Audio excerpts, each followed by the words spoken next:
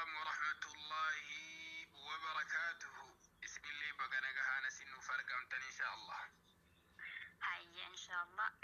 بسم الله الرحمن الرحيم. الحمد لله رب العالمين. الصلاة والسلام على رسول الله صلى الله عليه وسلم. السلام عليكم جديد جمراء. الحمد لله مكا ربي جبا قعدان نجهي ربي مال دبا كيسموني كينا بقى نودفتني أستاذنا نجهي اسم براتوني نو اسم سمني إيرا شمراني ta'anya da duga yo fitan tabadda mana balla kamna kisa gagarmama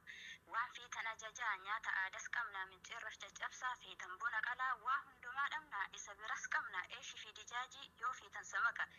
dugati irralle maluma fitani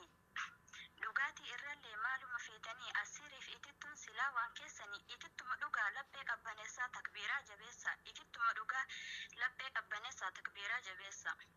الله أكبر. تقرنجاني تكبير الله أكبر.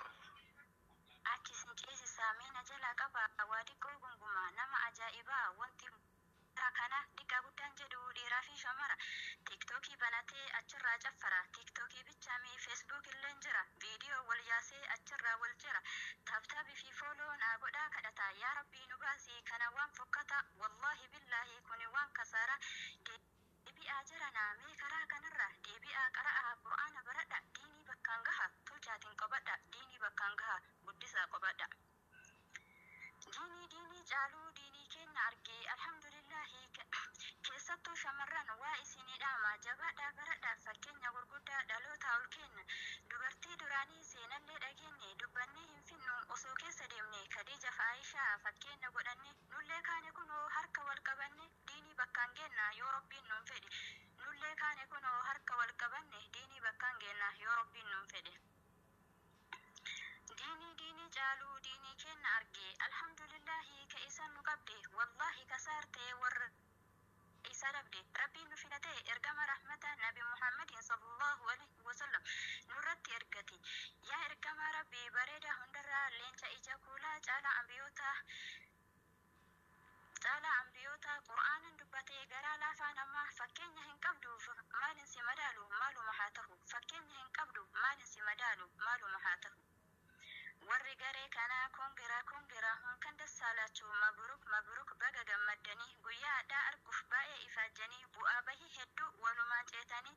alhamdulillahi kunootti geettanii markazul hikmarraa adda hangaatanii alhamdulillahi kunootti geettanii markazul hikmarraa adda hangaatanii achi sinceesisaa meena jala qaba achi sinceesisaa gara ustaaza kootii ustaazni koo qaaliin ustaaz ramadaanii halkanii fi guyyaa nutti ifaajanii beela heedhee godhee maqaayyuun kaasanii galatoomaa jedha wallahi haqaanii galata keessanii mee akkamiin ibsu galatoomaa jedha ustaazonni martu galata keessanii mee akkamiin ibsu galatoomaa jedha ustaazonni martu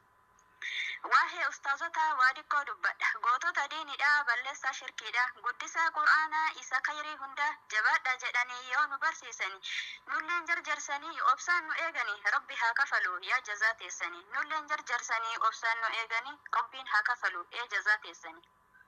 amma geessuu ka'ee fuulachi ceesisee dhiifama naa godha yooma waa balleessee markaza koo feenan markazul hikmaadha maqaa kan koo ustaaza koo feenan ustaaz ramadaan maqaa kan koo feenan soorettii hajjiiti amiira koo feenan samira maabud